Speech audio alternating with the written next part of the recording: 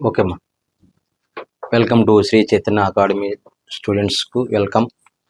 మనకు ఈరోజు జూలై 3వ తేదీన నీటిపారుదల అనే పాఠ్యాంశాన్ని ఎగ్జామ్ పెట్టామమ్మా మీకు అందరికీ. ఈ పాఠ్యాంశాన్ని పేపర్ను మళ్ళా విశ్లేషణ చేస్తున్నాం. అంటే నీటిపారుదల అంటే ఏంటి?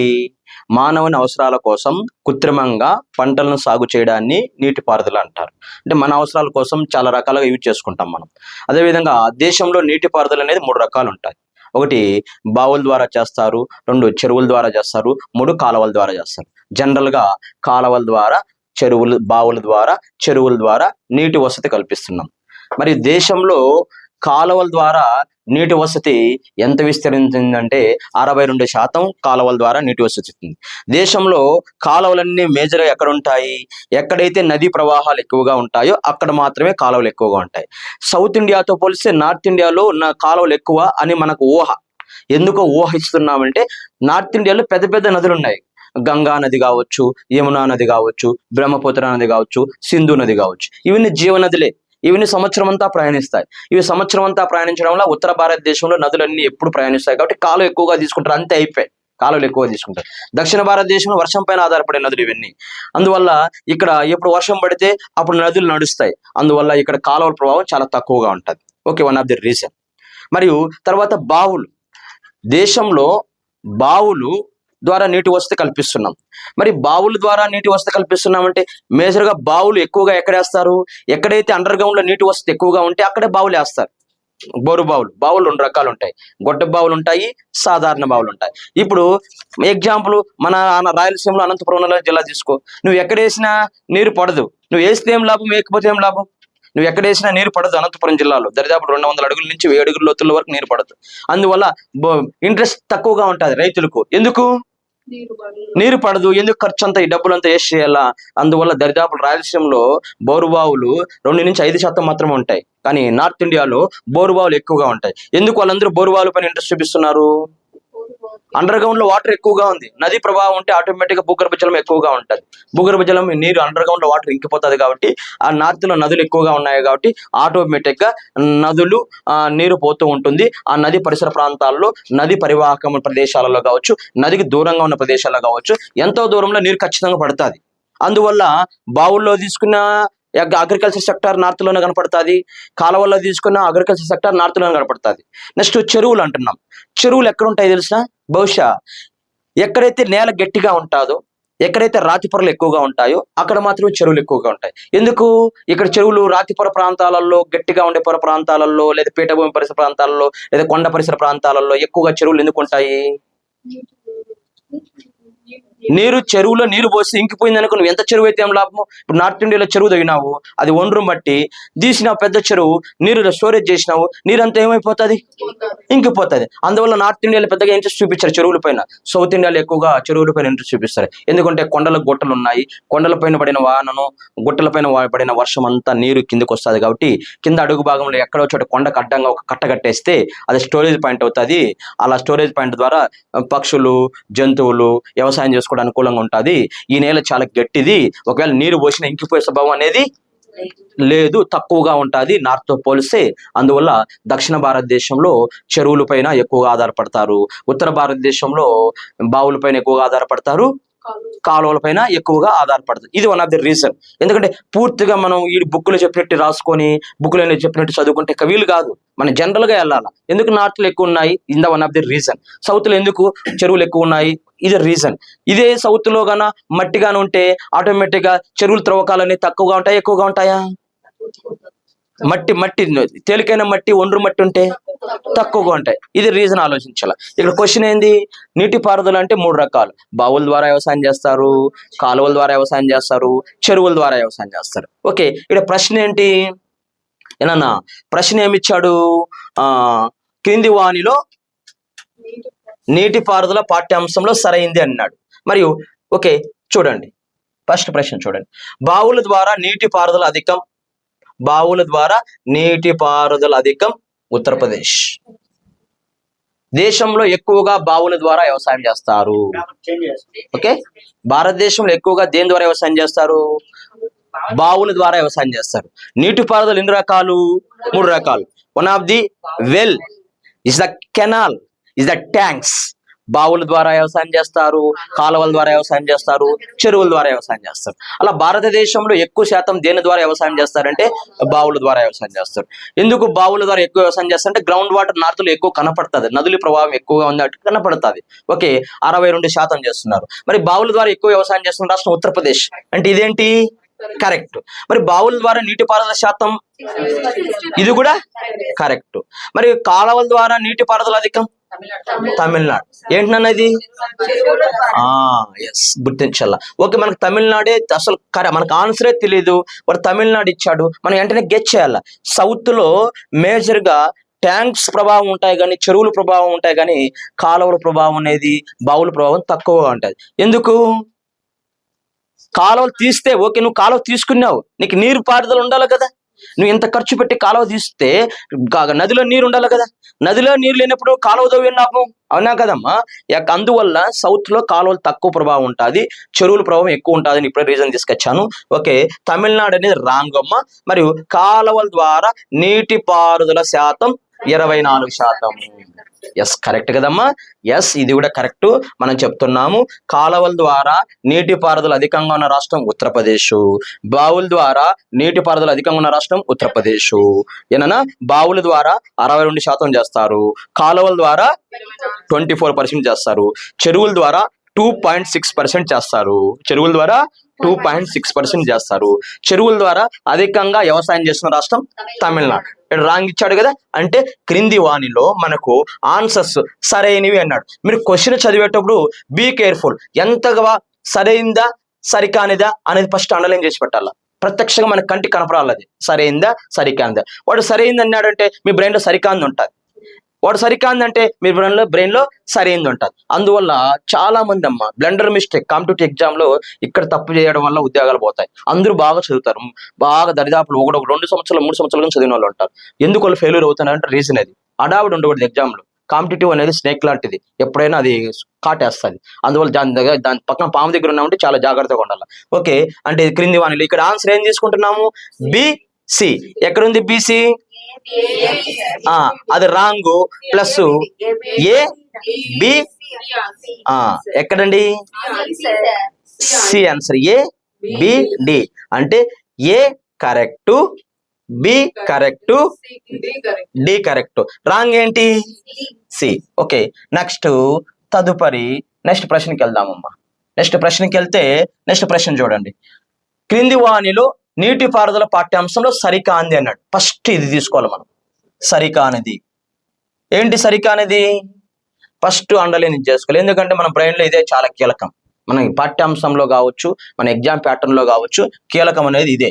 ఓకే, ఇక్కడ చూడండి.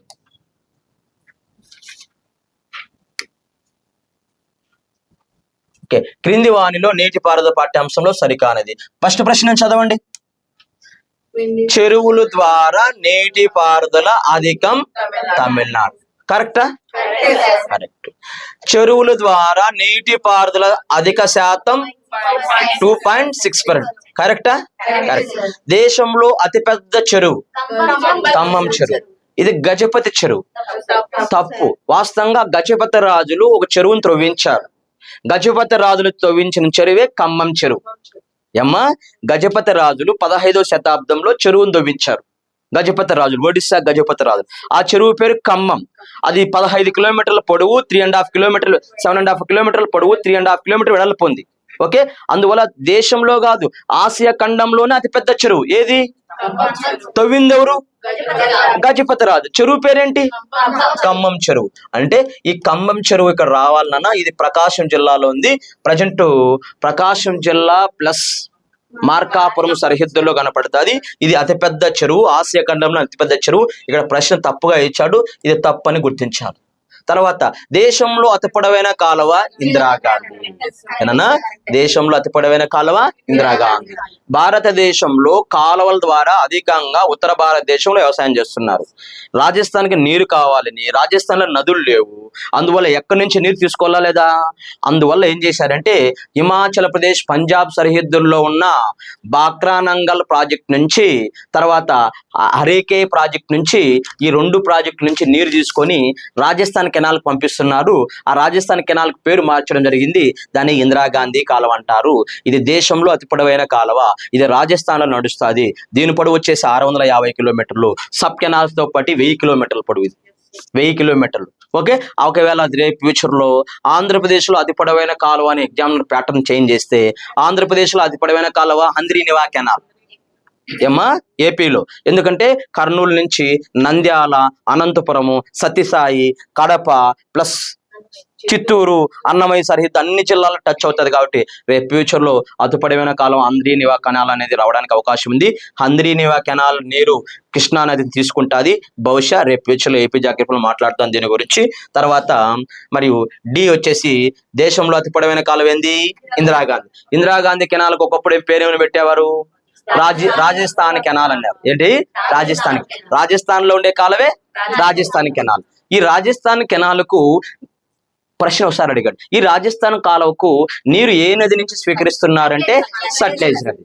సట్లెజ్ నది ఎవరంటే సింధు నది ఉపనదులు. సింధు నది ఉపనదులలో అతి పొడవైన ఉపనది సట్లెజ్. సింధు నది ఉపనదులు జీలం, చీనాబ్, రావి, బియాస్, సట్లెజ్. అలా సింధు నదికి అతి పొడవైన ఉపనదులలో సట్లెజ్ నది నుంచి మరి రాజస్థాన్ కెనాల్కు లేదా ఇందిరాగాంధీ కెనాల్కు రాజస్థాన్ కు నీటి వసతి కల్పిస్తున్నారు అని మన పాఠ్యాంశంలో చెప్పుకోవడం జరిగింది. ఇక్కడ ఏమన్నాడు? సరికా అనేది అన్నాడమ్మా. సరికాంద్ ఏది? సి అంటే ఒక్కటి మాత్రమే, అక్కడ ఏం లేవు కాబట్టి గెస్సింగ్ చేసేసాము. సి సరికాంద్. 3వ క్వశ్చన్, క్రింది వాని అంశాలు సరికానివి అన్నాడు. క్రింది వాని అంశాలు సరికాని. ఇక్కడ కూడా సరికానివి అడిగాడు. డ్యాములు అధికం మహారాష్ట్ర. ఎటమ్మా? మహారాష్ట్ర.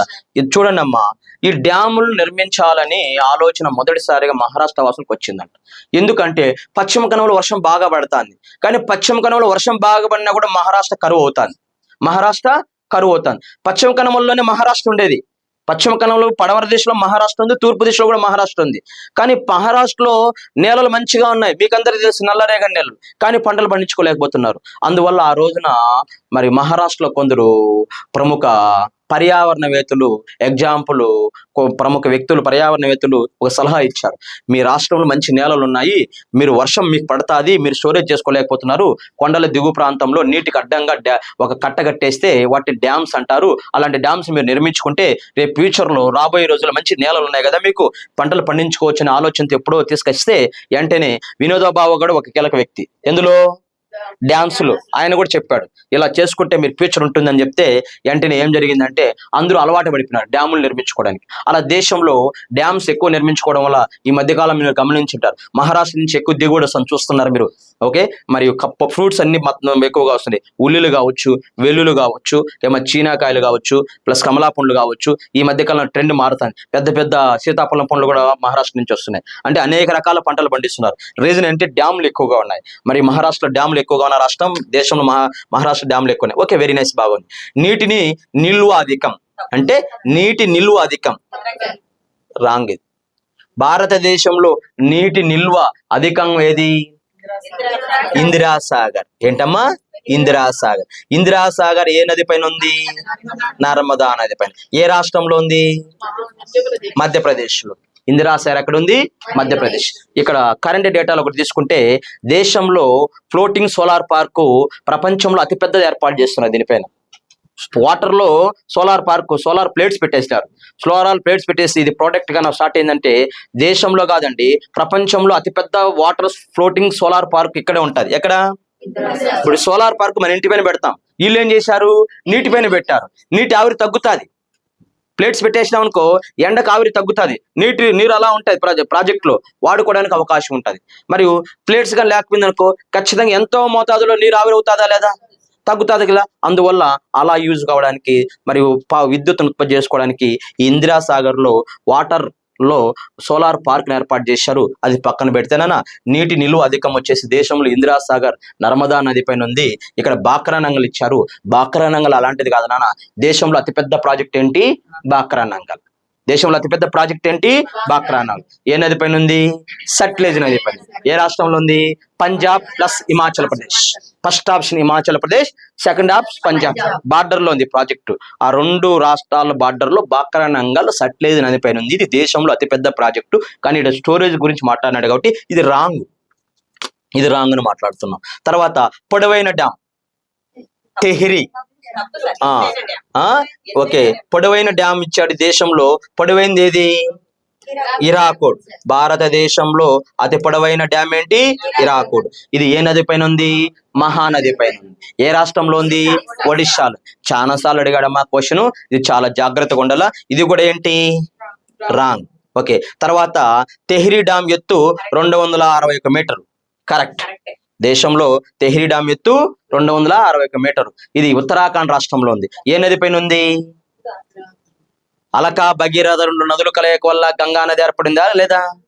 మరియు అలకనంద నది పైన ఉందా, భగీరథ నది పైన ఉందా తెహ్రీ డ్యాము? భగీరథ నది పైన ఉంది. భగీరథ నది పైన 261 మీటర్ల ఎత్తుతో భగీరథ నది పైన ఉత్తరాఖండ్ లో తెహ్రీ డ్యామ్ నిర్మించారు. ఇది దేశంలో అతి ఎత్తైన డ్యాము. దీని ఎత్తు 261 మీటర్లు. ఈ డ్యామ్ నిర్మించేటప్పుడు వాటర్ ఎక్కువ స్టోరేజ్ అవుతుందని ఉత్తరాఖండ్ వాసులు ఉద్యమం తీసుకొచ్చారు. దీన్ని చిప్కో మూవ్మెంట్ అంటారు. ఏమంటారమ్మా? చిప్కో. మీరు ఎక్కువ ప్రాజెక్ట్ ఎత్తు కట్టేస్తున్నారు. ఇట్లా కట్టేస్తే నీరంతా బ్యాక్ వాటర్ వస్తుంది. ఆ దీవు ప్రాంతాలంతా మునిగిపోతాయి. ముందే హిమాలయాల్లో ఉత్తరాఖండ్, ఇక్కడ వరదలు వస్తాయి, ముందే భూకంపాలు వస్తాయి. మీరు ఎత్తు కట్టించేసి ఒకవేళ డ్యామ్ పగిలిపోయిందంటే దీవు ప్రాంతాలంతా మునిగిపోవడానికి అవకాశం ఉంటుందా లేదా? అందువల్ల ఎత్తు కట్టద్దండి అయ్యా, మీరు కట్టేటప్పుడు చెట్లను నరికేస్తున్నారు, ఈ చెట్లను మేము పూజిస్తున్నాము అని చెప్పేసి ఒక వ్యక్తి మూమెంట్ తీసుకొచ్చాడు. దీన్ని చుక్కో మూమెంట్ అంటాము. సుందర్లాల్ బహుగుణ అనే వ్యక్తి ఏ డ్యామ్ వల్ల ఈ ఉనికి వచ్చింది? తెహ్రీ డ్యామ్. అదే తెహ్రీ డ్యామ్ 261 మీటర్ అంటున్నాను. ఇది ఏ రాష్ట్రంలో ఉంది? ఉత్తరాఖండ్ లో. ఏ నది పైన ఉంది? భగీరథ నది పైన ఉంది. ఏమా? భగీరథ నది పైన ఉంది. అంటే ఇక్కడ క్వశ్చన్ ఏమిచ్చాడు? సరికానివా సరైనవా? సరికానివి. సరికానిది ఏంటి? బిసి. అంటే ఆన్సర్ ఏంటి? బి. ఓకే, ఈ విధంగా చాలా బాగా చదువుతున్నారు. ఇదే విధంగా చదవాలన్నా. నెక్స్ట్ ప్రశ్న వచ్చేసి 4th బిట్ వచ్చేసి నీటిపారుదల ప్రాజెక్ట్ గురించి సరైంది ఏంటమ్మా? సరైంది. క్వశ్చన్ చూడన్నా, సరైంది అన్నాడు. అది చాలా ఇంపార్టెంట్ మనకు. సరి అయినవి అన్నాడు. అది చాలా కీలకం. ఇదే అమ్మా ఎగ్జామ్ లో మిమ్మల్ని ఖచ్చితంగా గట్టికి తీసుకొచ్చేది కీలకం ఇదే. సరైనవా సరికానివా. ఫస్ట్ భారీ తరహా ప్రాజెక్టులు 10,000 హెక్టార్ల కన్నా తక్కువ అన్నాడు. అంటేనన్నా ఎక్కడైతే ప్రాజెక్టులు కడతారో ప్రాజెక్టులు కట్టిన చోట నీటిపారుదల ఉంటుంది. అలా నీటిపారుదల ప్రాజెక్టులను వివరణ చేసింది కేఎల్ రావు, లక్ష్మణరావు. ఇతను 1974-75 సంవత్సరంలో కేఎల్ రావు ప్రాజెక్టులను 3 రకాలుగా డివైడ్ చేశాడు. భారీ తరహా ప్రాజెక్టులు, మధ్య తరహా ప్రాజెక్టులు, చిన్న తరహా ప్రాజెక్టులు. ఎన్ని రకాలుగా విభజన చేశాడు? 3 రకాలు. భారీ తరహా ప్రాజెక్టులు అంటే 10,000 హెక్టార్ల కన్నా ఎక్కువ. మధ్య తరహా ప్రాజెక్టులు అంటే 2,000 నుంచి 10,000 లోపు. చిన్న తరహా ప్రాజెక్టులు అంటే 2,000 కన్నా తక్కువ. Small projects, medium projects, major projects. Major projects is the 10,000 hectares above. Medium projects is the 2,000 hectares to 10,000 hectares below. అది minor project is the 2,000 hectares below.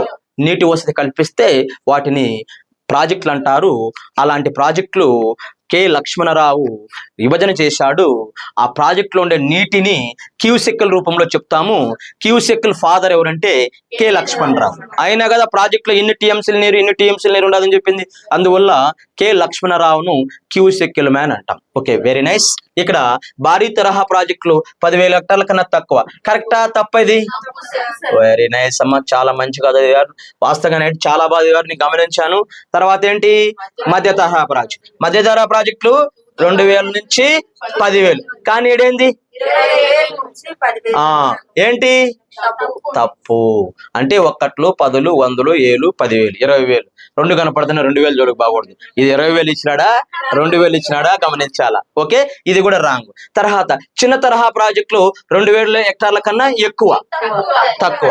ఇది కూడా తర్వాత జాతీయ ప్రాజెక్ట్ ఇందిరాసాగర్. కరెక్ట్. పోలవరం పేరు మరొక పేరు ఏంటి? ఇందిరాసాగర్. పోలవరం పేరేంటమ్మా?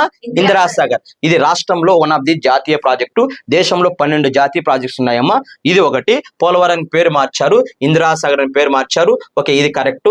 ఇందులో సరైనవి అన్నాడు. సరైనది ఏంది? డి. ఆన్సర్ వచ్చేసి సి. ఆన్సర్ వచ్చేసి సి. ఆప్షన్ లో కరెక్ట్ వచ్చేసి డి. ఇందిరాసాగర్ అనేది పోలవరం నాన్న. పోలవరం అనే ప్రాజెక్టు గోదావరి నది పైన నిర్మించారు.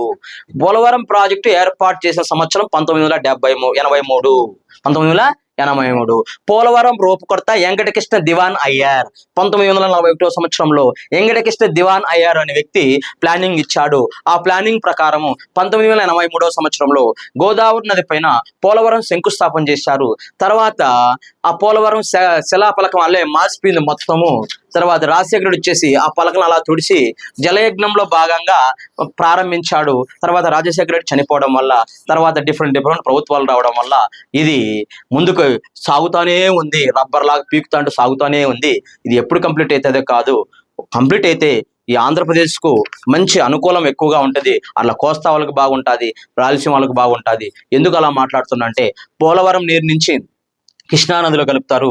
కృష్ణానది నీరు వచ్చేసి హంద్రీనివలో కలుపుతారు. కాబట్టి ప్రతి సంవత్సరం వరద నీరు ఎక్కువగా వెళ్ళిపోతున్నది. ఎక్కడికి? బంగాళాఖాతంలోకి. అలాంటి ఆలోచన 1941 సంవత్సరంలో మరి దివాన్ వెంకటకృష్ణ అయ్యార్ రూపకల్పన చేశారు. వాస్తవంగా మరియు కరువు ఎక్కువ వచ్చింది. 1837లోనే గుంటూరు జిల్లాలో, కృష్ణా జిల్లాలో కరువు వచ్చింది. ఆ కరువులను చూసేసి అక్కడ తూర్పుగోదావరి, పశ్చిమ గోదావరి జిల్లాలో ధవళేశ్వరం ప్రాజెక్టు కట్టాడు సార్ అర్ధర్ కాటన్. 1852-1855 మధ్య కట్టాడు కరువును చూసి. అలాంటి కరువు రాబోయే రోజుల్లో చూస్తారు. నీరంతా వృధాగా బంగాళాఖాతం లేకపోతుంది గోదావరి నది, ఇక్కడ ప్రాజెక్టు కట్టండి అని చెప్పేసి ఆ రోజు దివాన్ వెంకటకృష్ణ అయ్యార్ 1941లో చెప్తే ప్రతి సంవత్సరం వేస్ట్గా అవుతుందమ్మా. ఆగస్టు సెప్టెంబర్లో వరద ఎక్కువ ఉంటుంది. మహారాష్ట్రలో పశ్చిమ కనుమల వర్షాలు బాగా పడినప్పుడు నీరు అంతా వరద అంతా సముద్రంలోకి వెళ్ళిపోతుంది. అదే నీటిని మనం తీసుకుంటే పోలవరం ప్రాజెక్ట్ కంప్లీట్ అయిపోయి అదే నీరుని రాయలసీమ, కోస్తాంధ్రాలు తీసుకుంటే సేఫ్గా వ్యవసాయం చేసుకోవచ్చా లేదా? ఎస్. అంటే ఇది జాతీయ ప్రాజెక్ట్. అంటే జాతీయ ప్రాజెక్ట్ అంటే ఏంది?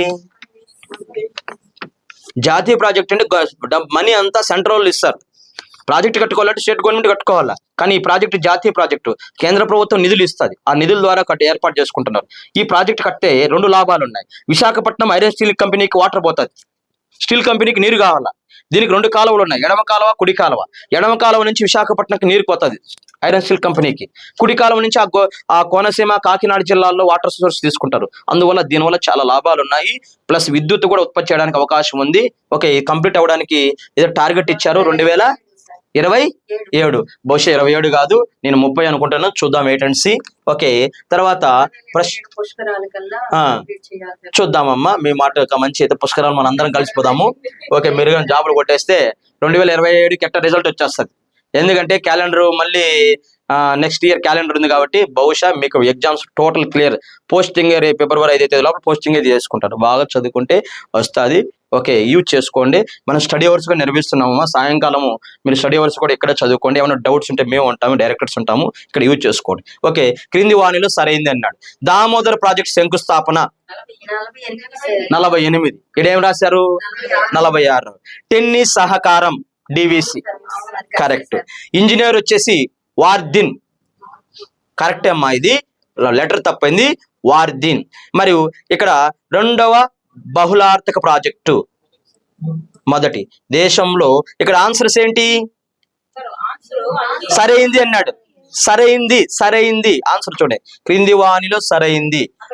దామోదర్ ప్రాజెక్టు 1946 అంటే ఇది రాంగ్ కదా. ఓకే, టెన్నిస్ సహకారం డివిసి అన్నాడు. టెన్నిస్ సహకారమే బి ఆన్సర్. ఇంజనీర్ వచ్చేసి వార్దిన్, బిసి రావాలి ఆన్సర్. ఓకే, ఇది తీసేస్తే ఆన్సర్ ఏమొస్తుంది అమ్మా? బిసి. ఓకేనా? ఇంజనీర్ వచ్చి వార్దిను.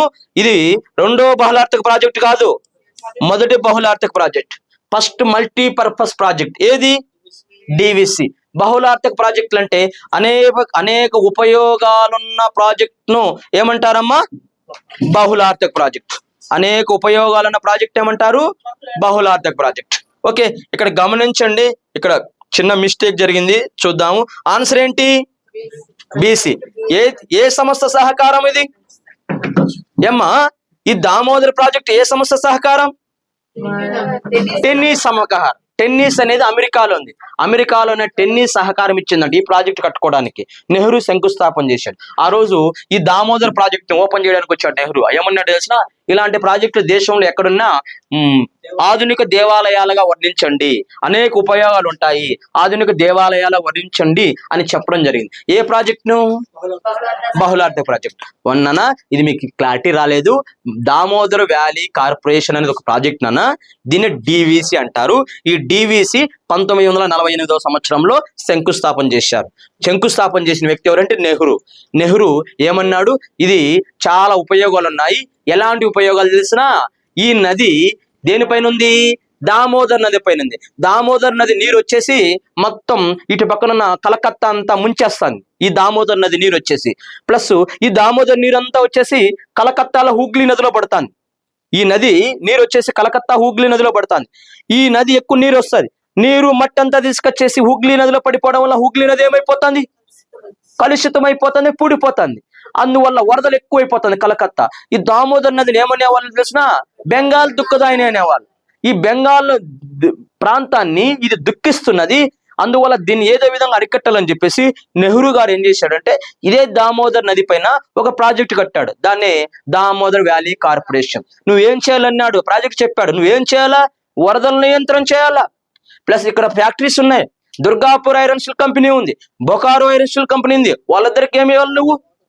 వాటర్ ఇవ్వాల, ప్లస్ వ్యవసాయానికి నీరు ఇవ్వాల, ప్లస్ పవర్ ప్రొడ్యూస్ చేయాలి. ఇక్కడ ఫ్యాక్టరీస్ ఉన్నాయి, వాళ్ళందరికీ నువ్వు యూజ్ కావాలా. అందువల్ల నేను ఈ రోజు నుంచి ఆధునిక దేవాలయాలుగా కొలుస్తున్నాను. నువ్వు అందరికి యూజ్ అవుతున్నావు.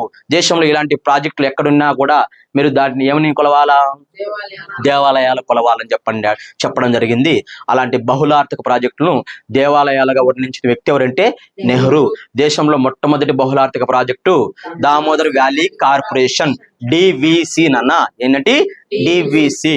డివిసి వల్ల ఉపయోగాలు వెస్ట్ బెంగాల్ ఉపయోగపడుతున్నది, జార్ఖండ్ ఉపయోగపడుతున్నది, బీహార్ ఉపయోగపడుతున్నది, ఛత్తీస్గఢ్ ఉపయోగపడుతున్నది. 4 రాష్ట్రాలు యూజ్ చేస్తున్నాయి. ఈ మధ్య కాలంలో 3 రాష్ట్రాలకే పరిమితమైనవి. కానీ జనరల్ గా ఫస్ట్ నుంచి ఎన్ని రాష్ట్రాలు? 4 రాష్ట్రాలు. ఈ 4 రాష్ట్రాలు యూజ్ అవుతున్నాయి. ఓకే, ఇది ప్రశ్న. ఓకే, ఇక్కడ రెండవ బహుళార్థిక అన్నాడు కదా. ఏంటి రెండవ బహుళార్థిక? మొదటి బహుళార్థిక అది first multipurpose project in India is the Damodar valley corporation. ఏ నది పైన ఏర్పాటు చేశారంటే దామోదర్ నది వాటి ఉపనదుల పైన నీరును అడ్డుకట్టడానికి, వరదను నియంత్రించడానికి, ఇలా చాలా ఉపయోగాలు ఉంటాయని కట్టడం జరిగింది. నెక్స్ట్ తదుపరి ప్రశ్న ఇక్కడ ఏం చేశాడన్నా, దామోదర్ గురించి సరైన అంశాలు అన్నాడు. ఓకే చూడండి, ఇప్పుడే చెప్పాను నేను దామోదర్ నుంచి సరైన అంశాలు అన్నాడు. వాస్తవంగానన్నా దామోదర్ విశేషాలు ఏం తెలుసునా? దామోదర్ వ్యాలీ కార్పొరేషన్ ను 1948వ సంవత్సరంలో శంకుస్థాపన చేశారు. ఆ రోజు మన స్వతంత్రం వచ్చింది. స్వతంత్రం వచ్చిన తర్వాత మన దగ్గర పైసలు లేవు.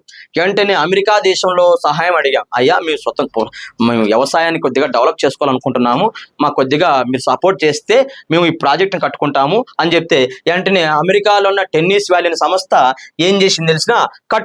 కట్టుకోండి బ్రదర్ అని చెప్పడం జరిగింది. ఇది దామోదర్ నది. జనరల్ గా దామోదర్ నది ఎక్కడ జన్మిస్తుంది అంటే ఛోటా నాగపూర్ లో జన్మిస్తుంది. ఛోటా నాగపూర్ అనేది మీకు అందరికీ తెలుసు, జార్ఖండ్ లో ఉంది. ఛోటా నాగపూర్ ప్రాంతంలో టోరీ అనే ప్రాంతంలో జన్మిస్తుంది. ఈ దామోదర్ నది ఎవరితో కలుస్తుంది? హూగ్లీతో కలుస్తుంది. ఎవరితో కలుస్తుంది? హూగ్లీతో కలుస్తుంది. హూగ్లీతో కలవడం వల్ల ఈ హూగ్లీ ప్రదేశంలో అంత ఏ నగరం ఉంది? కలకత్తా ఉంది. ప్లస్ ఈ దామోదర్ నదికి ఉపనది ఉంది. ఇక్కడ ఒక బరాకల్ ఉపనది ఉంది, ఇక్కడ కోనార్ ఉపనది ఉంది. ఈ ఉపనదులు కూడా పోయేసి ఎవరితో కలుస్తున్నాయి? దామోదర్. అందరూ కలిసి ఎవరితో కలుస్తున్నారు? హూగ్లీతో కలుస్తున్నారు. అందువల్ల హూగ్లీ ప్రాంతం అంతా పొడిపోతుంది. జనరల్ గా హూగ్లీ నదిలో ఓడరేవు ఉంది, కలకత్తా ఓడరేవు. ఓడరేవు ఉండాలంటే లోతు ఎక్కువగా ఉండాలా, తక్కువగా ఉండాలా? ఎక్కువ ఉండాలా. ఈ ఓడరేవు కూడా పొడిపోతుంది. దేశంలో నది పైన ఆధారపడే ఏకైక ఓడరేవు కలకత్తా ఓడరేవు. ఇది ఏ నది పైన ఉంది? హూగ్లీ నది పైన. ఇది చాలా సార్లు అడిగిన బిట్టు. ఇలా ఓడరేవు ఉంది, సిటీలో ఓడరేవు ఉంది, వరదతో ఇబ్బంది పడుతుంది సిటీ. అందువల్ల ఖచ్చితంగా దీనిపైన ఏదో ప్లానింగ్ చేయాలని చెప్పేసి దామోదర్ వ్యాలీ కార్పొరేషన్ 1948వ సంవత్సరంలో మరి నెహ్రూ గారు ఏర్పాటు చేశారు. ఆ రోజున 7 ప్రతిపాదన చేశాడు, 7 ప్రాజెక్టులు ప్రతిపాదన చేశాడు. దేనిపైన కట్టాలని? దామోదర్ నది వాటి ఉపనదులు బరాకల్ ఉపనదులు ప్లస్ కోనార్ ఉపనదులు, దామోదర్ ఉపనదులు. ఇలా చేస్తే ఆ రోజున ఏం జరిగాడంటే 7 ప్రాజెక్టులు ప్రతిపాదన చేశారు. ఈ 7 కట్టేస్తే ఏమవుతుంది? వరద నియంత్రణ, ఫ్లడ్ అనేది తగ్గిపోతుంది. రీజన్. రెండోది ఏం చేస్తే ఈ హూగ్లీ అనేది పూడిక అనేది పూడికి ఏమవుతుంది? తగ్గుతుంది. పూడికంటే పూడిపోవడం అది కూడా తగ్గుతుంది. ఇంకా మూడో రీజన్ ఏంటి? ఇక్కడ జార్ఖండ్ లో బొకారో ఐరన్ స్టీల్ కంపెనీ ఉంది. ఇదే దేశంలో అతిపెద్ద ఐరన్ స్టీల్ కంపెనీ. ఇదే వెస్ట్ బెంగాల్లో దుర్గాపూర్ ఐరన్ స్టీల్ కంపెనీ ఉంది. ఇది కూడా వన్స్ అపాన్ ఎ టైం ఇప్పుడు కూడా దుర్గాపూర్ నడుస్తుంది, బొకారో నడుస్తుంది. ఈ 2 కంపెనీలకు వాటర్ కావాలా, ప్లస్ ఈ 2 కంపెనీలకు పవర్ కావాలా. నువ్వు సపోర్ట్ చేయి, మేము మొత్తాన్ని సిస్టాన్ని ఏర్పాటు చేస్తాము, పవర్ని ప్రొడ్యూస్ చేయడానికి ఏర్పాటు చేస్తాము, ప్రాజెక్టులు కడతాము. దీన్నే మల్టీపర్పస్ ప్రాజెక్ట్ అంటారు, దీన్ని ఆధునిక దేవాలయాలుగా అంటారని చెప్పేసి 7 ప్రాజెక్టులు కట్టారు నాన్న. 7 ప్రాజెక్టులు ప్రతిపాదన చేశారు. 4 కట్టాడు. ఆ 4 ఏంటంటే తెలయ, పంచాట్, మైతాన్, కోనార్. ఓకేనా? చూడు, పంచాట్ వచ్చి ఇక్కడ ఉంది, కోనార్ వచ్చి ఇక్కడ ఉంది, మిగిలిన వచ్చేసి తిలియా, మైతాన్ వచ్చేసి బరాకల్ ఉంది. ఇలా ఈడు అడ్డేశాడు, వాడు అడ్డేశాడు, ఈడు వచ్చేవాడిని ఈడు అడ్డేశాడు, మొత్తం నియంత్రణ జరిగిపోయింది. దీన్ని దామోదర్ వ్యాలీ కార్పొరేషన్ అంటాము. దీనివల్ల వ్యవసాయము ఈ పైన జార్ఖండ్ ఉంది ఏనన్నా, ఈ పైన జార్ఖండ్ ప్లస్ వెస్ట్ బెంగాల్ ఉంది ప్లస్ బీహార్, ఈ కింది భాగంలో ఛత్తీస్గఢ్ రాష్ట్రానికి, జార్ఖండ్ రాష్ట్రానికి, బీహార్ రాష్ట్రానికి, వెస్ట్ బెంగాల్ ఇదంతా వెస్ట్ బెంగాల్. వీళ్ళందరికీ నీటి వసతి ఇస్తుంది. అందువల్ల 10 లక్షల ఎకరాలకు సాగునీరు ఇస్తుంది. ఎవరు అంటే ఎస్ ఆర్ నో? ఎస్. తర్వాత ఈ ఎన్ని ప్రాజెక్టులు ప్రతిపాదన చేశాడు? 7 చేశాడు. ఎన్ని కట్టారు? 4 కట్టారు. రూపకర్త ఎవరు? ఇంజనీర్ ఎవరు? వర్ధన్. రూపకర్త ఎవరు? నెహ్రూ. ఆ రోజున ప్రధానమంత్రి ఎవరు? నెహ్రూ. ఎస్. ఆ విధంగా ఈ విధంగా మన ఎగ్జామ్ లో వచ్చిందమ్మా. ఈ వర్ధన్ దామోదర్ వ్యాలీ ఇంజనీర్ అడిగాడు, వర్ధన్ అనే వ్యక్తి. ప్లస్ అదే విధంగా మరియు కోనార్, పంచాట్ డ్యాములు గల ఉన్నాయా లేవా? కోనార్, పంచాట్ డ్యాములు ఉన్నాయి. ఇది కూడా బి కూడా కరెక్ట్. తర్వాత నెక్స్ట్